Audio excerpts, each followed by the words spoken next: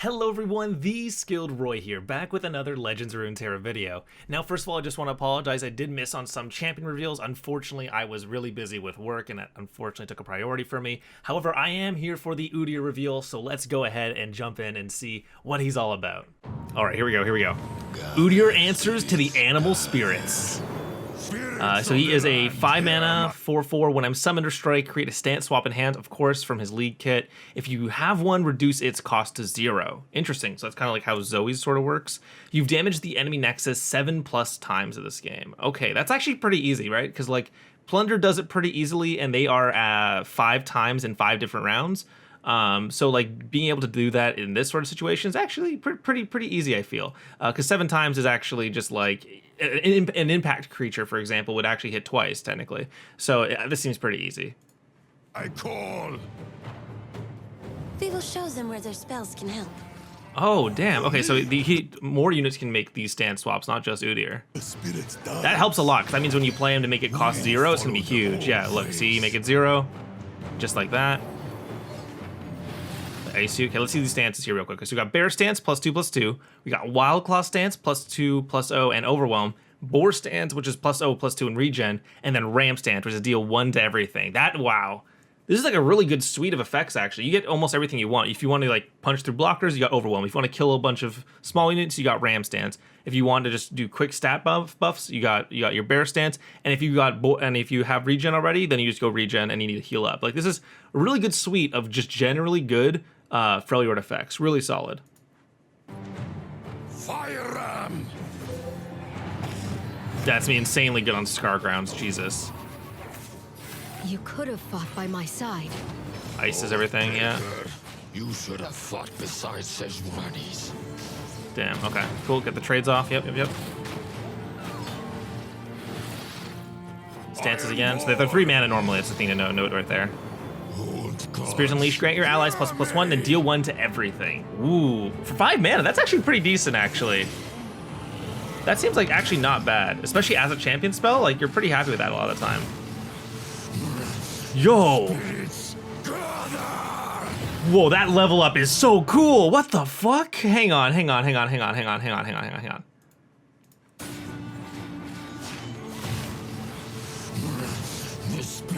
Oh, dude, the fucking eye glow. That looks so sick. I love level ups that like the end of the animation matches the art. That just looks so clean. Damn, I am. Look, they even brought back the little bear hoodie he wears sometimes. Look at it, it's right there. You can see the bear hoodie. It doesn't look as lame now because he looks so sick. Wow. And I think in particular, if you look at his design here, guys. If you look at his design here, this is not the rework Udyr. This is actually Spirit Guard Udyr, which is actually canon now. And he has like the beads around him right there, which looks really sick. He has the red gauntlet from Spirit Guard as well. Obviously, his hair is way different. Yeah, really cool. So even though this isn't exactly the rework, because the rework doesn't have the tunic, he has a much longer hair, obviously, this still looks really clean. I'm a huge fan of this design. Really cool stuff. Okay, so when he levels up, he has the same text as before, but now he also has +1/+1 for each stance you've cast this game. That's pretty good. And I know a lot of people are probably like, wait, that's not really game winning or anything. It's just a bunch of stats. Like, I understand that. We understand that, right? But here's the thing. Leveling up Udyr is pretty easy. So like you can't really give him a super powerful level up because he's already going to be almost leveling up almost every time, right? Like hitting the enemy 7 times is not a difficult thing to do. This seems pretty easy to almost play him maybe the turn or turn after he ends up being leveled. So as a 5 mana 5/5 that has constant stat buffs that are free, like that, I'm fine with that. You know what I mean? So let's keep going. Okay. Every stance swap powers you get a bunch of stats. Yeah. See the beast inside, Shaman. Unleash it. Sejuani, of course. The lore pairing. Let's go. Stand and fight. Cool. This is our path. Well, that's something that gave you 2 stances. Jesus. And each one will give him more stats as well. Yep, of course. God damn. He's a brick house, man. He's just gonna punch the shit out of you. God. The gods have spoken. Crazy champion, dude. This guy seems insane.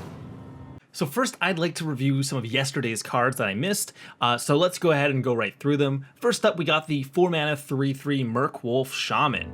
Round end, if you damage into the enemy nexus this round, transform me into a Merc Wolf Rager. The Merc Wolf Rager is a 4-mana 5/5 that also still has regeneration, and when I transform, draw a unit. So I think the most apt comparison here is Wolf Rider, another card that had the pseudo plunder trigger.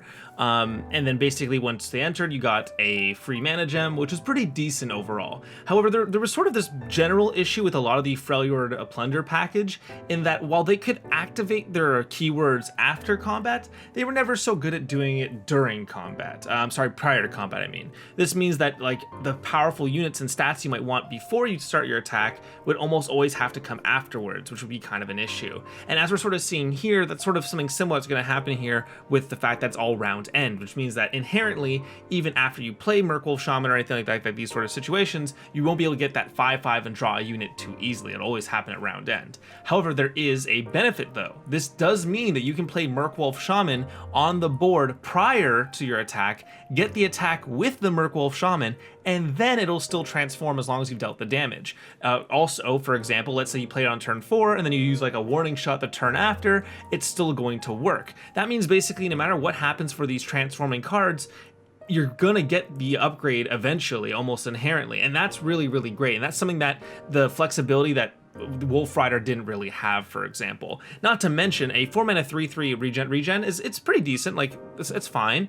But what gets really spooky is when you get to draw a card and you have a 4-mana 5/5 regen. That's a Garen, guys. Like Garen's not amazing, but like on a follower that you barely have to put much work into activating, I am more than happy to do this, especially when he starts drawing me a card as well. Honestly, this card seems really solid for the archetype. I'm curious to what benefits you're going to be getting from transforms, but this is overall pretty solid. All right, next up we have the Mammoth Shaman.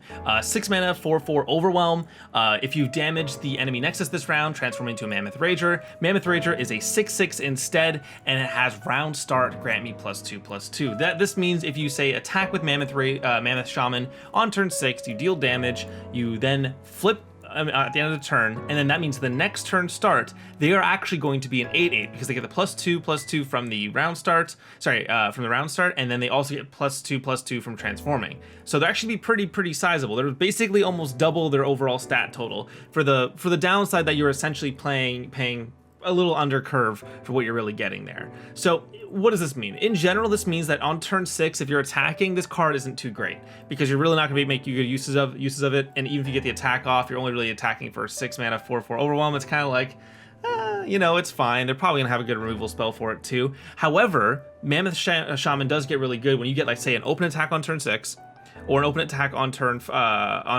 7, for example. And then you play this after combat, after they've tapped out or used a removal spell on one of your other larger units, and then boom, they now have a must-answer card coming up the next turn, right? So for example, let's say you have Warning Shot or Ember Maiden or some way to activate it on their attacking turn. You play this after their attack, after they've tapped out. You then get an open attack with an 8/8 Overwhelm unit. That's where this card is really going to see its probably best sort of angles. I do think that this card is probably a little bit worse than Merc Wolf. Merc Wolf is just more ubiquitously decent, whereas this does feel like the Wild Claw a bit, and Wild Claw is actually not bad, but it's at least consistently good, whereas this does need an activation and it needs to stick around for a turn. I definitely see this one being a little bit more conditional, but I do think that it's still a pretty decent archetype overall. The biggest question is, again, going to be like, where do transforms go? Like, why are we caring so much about the transform keyword? Is transforming going to give us an additional value that makes this card even better?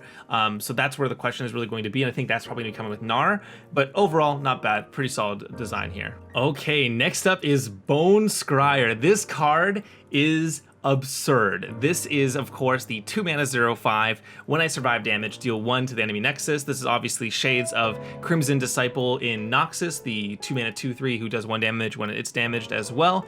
Now, the big difference between them, though, is that with high health totals in this situation, you're generally going to be able to activate your ability more. And while it does seem bad that it doesn't have 2 attack inherently, I think everyone knows that the ideal pair for this card is the card Scar Grounds, which is going to give you a huge surplus of attack and give you tough as well, which means that having 4 health and tough is much better than 2 health and tough, right? Like 4 health and tough is almost close to immortal. They basically have to be spending super inefficient resources to kill your 2-drop at that point, whereas a single 3 attack like 2-drop can trade into a tough disciple and kill it, right? So just in general, Bone Scryer is going to be really good. The real big question is going to be do you run both, or do you just run Bone Scryer, or do you just run Disciple? And I think that's something that we're going to have to test and sort of run towards. But in my opinion, I do think that Bone Scryer plus Disciple plus something like, say, as basic as like a Vladimir attack with Ice Shards on the stack is going to do so much burn damage that like even before the damage goes out, the opponent is taking so much damage that it's going to be difficult for them to really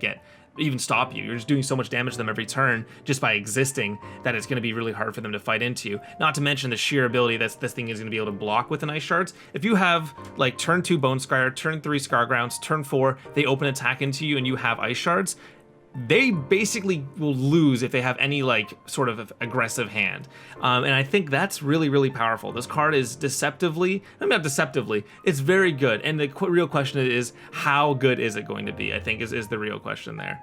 Next up, we have a card that clearly was meant to come with Sejuani a long ass time ago, but has finally found their way here. And this is Tusk Speaker. This is a 2-mana 3/2 play, deal 1 to all Nexuses. So this will ostensibly probably affect the 2v2 format. In general, though, this card is actually quite interesting.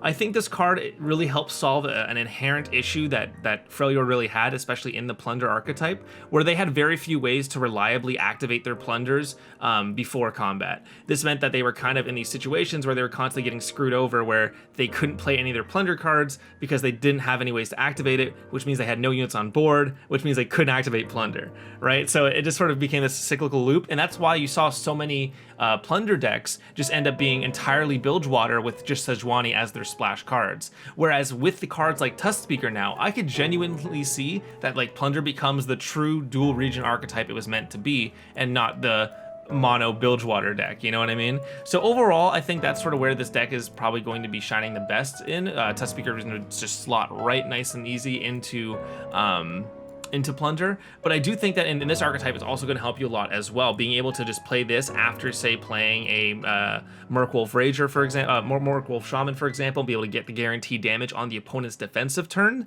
That's where this card is going to be very powerful, because activating Plunder on your defensive turn is obviously generally a lot harder than doing on your aggressive turns, which means that like just inherently, Tusk Speaker is really going to help you be able to catch people out better on that. Not to mention, in these Sejuani decks, or say Sejuani Teemo decks where you don't have access to Bilgewater, you'll be able to play Tusk Speaker on the opponent's defensive turns to help you count up towards the Sejuani level up condition. Overall, this card is just really good. It really should have been in the game sooner, but it's really good, and I'm really glad that it's here.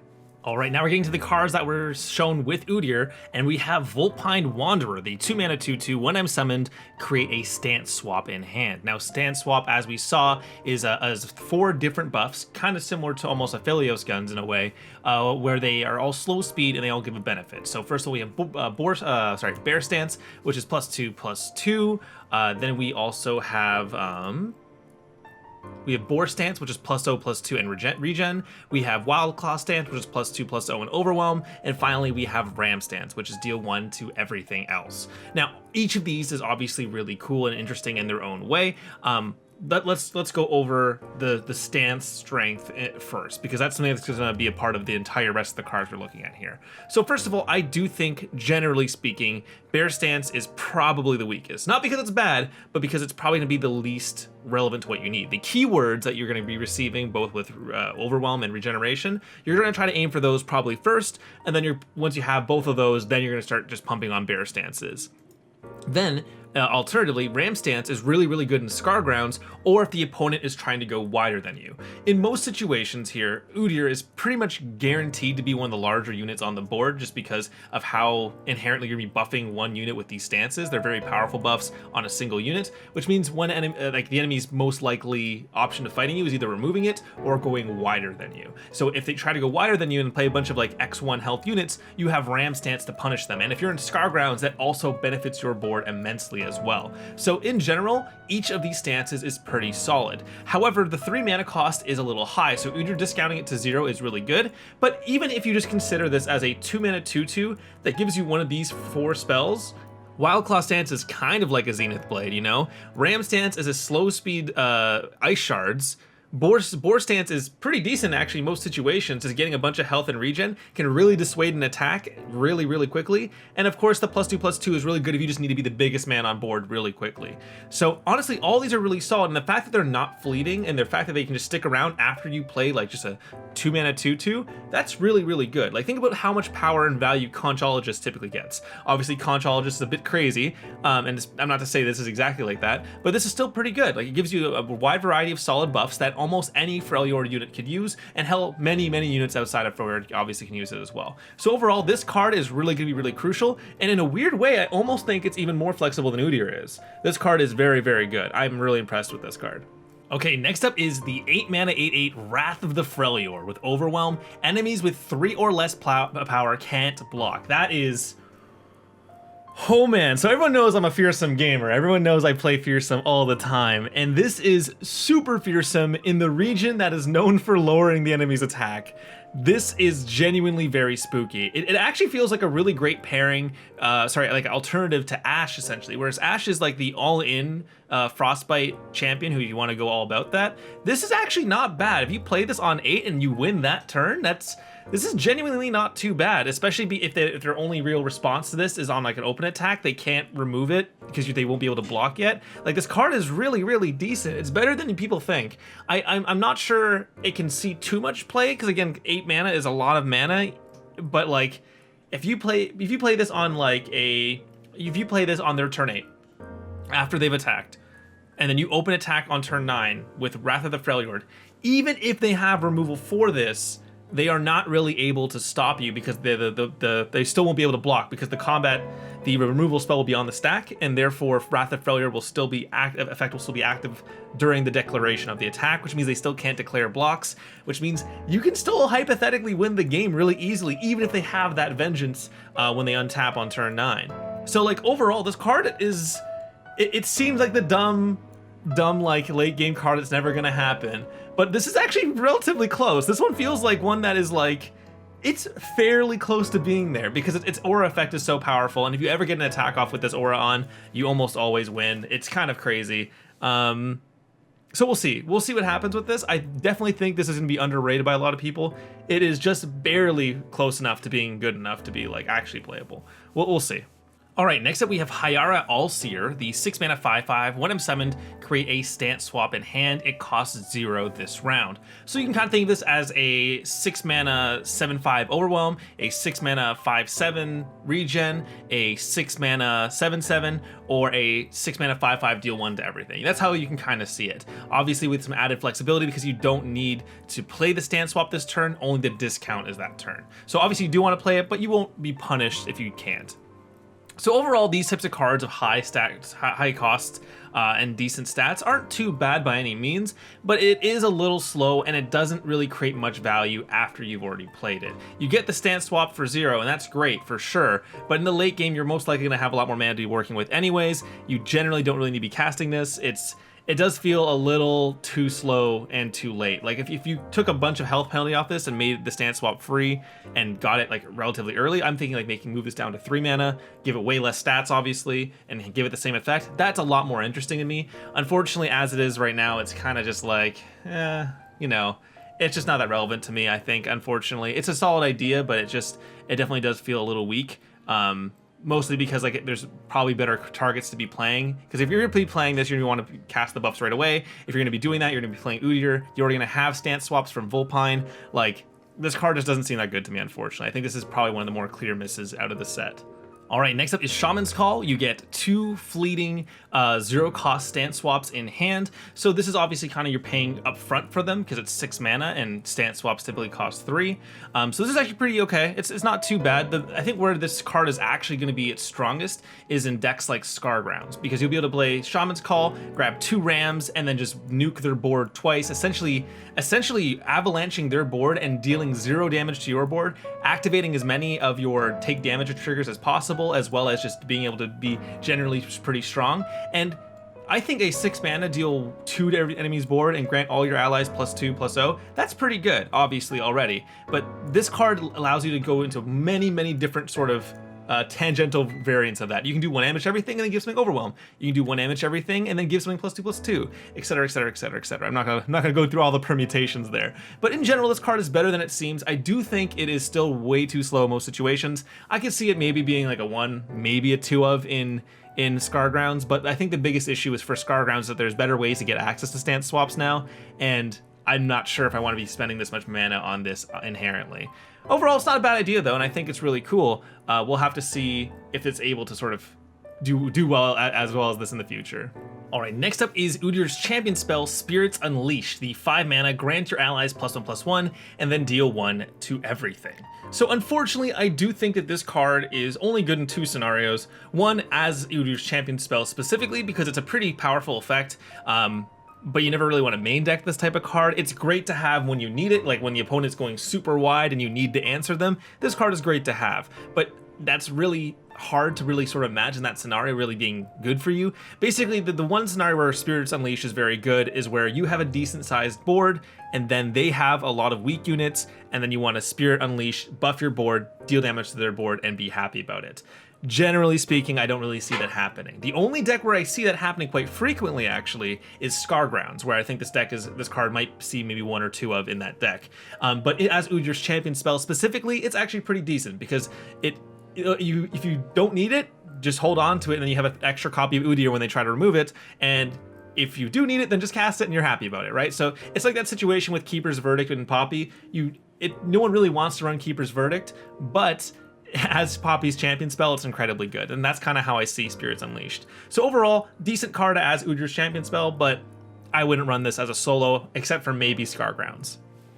All right, here we are, the last one, the one we've been waiting for. Udyr, the 5 mana 4/4. When I'm summoned or strike, create a stance swap in hand, or if you already have one, reduce its cost to 0. His level up is you've damaged the enemy next to 7+ times this game, and I know it's close to Sejuani's, but remember, this does not require it to be different rounds. If you hit someone 3 times in one round, that's almost half your progression all the way there, and that is exactly what we want to see, especially with how many pings and AoE effects that this deck is clearly running already. Not to mention impact will count as 2 separate hits, which is also a huge difference as well. So in general, this effect is his level up is almost trivial to achieve. Now, because it's trivial, his level up is pretty weak overall in terms of the gain of strength, right? It's the same level 1 effect, but then also he has +1/+1 for each stance you've cast this game, which is not substantial, of course. It's decent. It's probably gonna be like +2/+3 at most in most situations, which, to be fair, because Udyr is so easy to level, it's actually gonna be relatively easy to make this happen,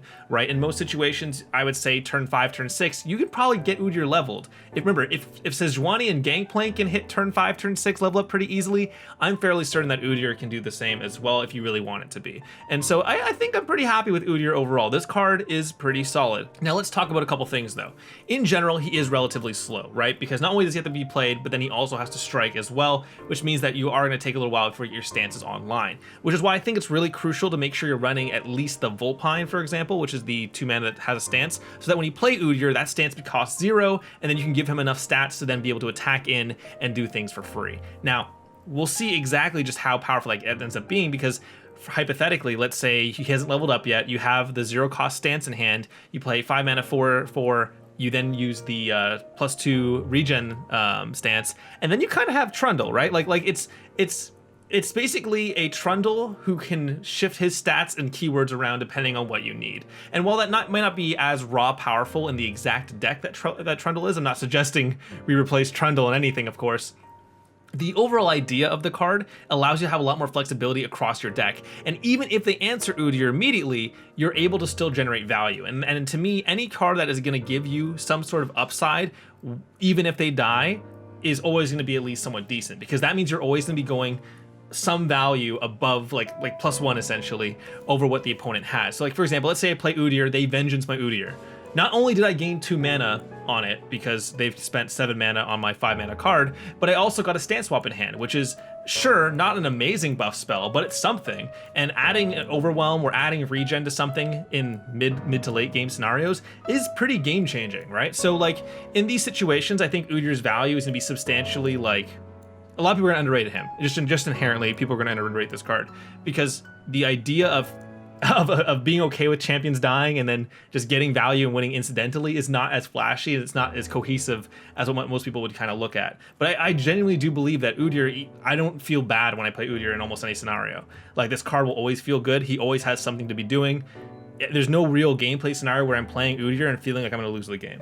And I think that's really important compared to some champions who you tap out on turn 7, turn 8, and then they recall it or bounce it and you just lose the game instantaneously. For Udyr, that's just not going to happen. So that's really, really good. So the real question is really going to be coming then is to like, how good is Udyr in which decks? I think the most obvious one is that Scargrounds is absolutely bonkers with Udyr. The ability to get consistent ways to wipe the board with +1 damage triggers, that is something that Scargrounds suffers a lot from. In general, Scargrounds has 2 main weaknesses. One is not drawing Scargrounds, of course, and the second is getting either too many units or too many spells to what they need. When you start having units like Vulpine or Udyr who are able to both be a unit on the board to benefit from the AoE damage and generate AoE damage themselves, you're going to get a lot more consistency in that deck, and that's something that deck sorely needs. So in general, I think that's where Udyr's main home is going to be right now, at least until we see his champion pair, Gnar, which is going to be coming out probably in the next 1 or 2 days. So overall, Udyr's not bad by any means. I think he's pretty solid. He definitely feels like he's getting outshined by his followers, which all seem objectively pretty insane. So I understand why people might be thinking like Udyr's not good, because you're comparing him to some of the other cards he's around, and those cards all seem absurd. And I agree. I think Udyr is probably not as good as Scryer or the Vulpine. Those 2 cards seem absurd to me, but Udyr's still not bad just because his other cards are good, right, guys? Okay, so overall though, I really do like Udyr. I'm really excited to play him in most of my decks in Freljord, and I think the really big exciting thing for him is that we're going to be able to sort of be much more flexible in our Freljord game plans. Normally, we don't really have many ways to engage with the opponent outside of Troll Chant, so this is really exciting for me to be able to actually play Freljord and feel like I'm having agency over a game, which is something I really like outside of obviously control decks. So this is really cool. I'm really excited for this. All right, everyone, that's it for me today. Thank you so much for watching. I will see you all next time. I think over the next couple days, we'll have the Gnar cards coming out, so hopefully I'll make some time and try to get another video like this out for that as well. But unfortunately, I do have to hop out for now. I gotta get back to work. I will see you all next time. Peace out.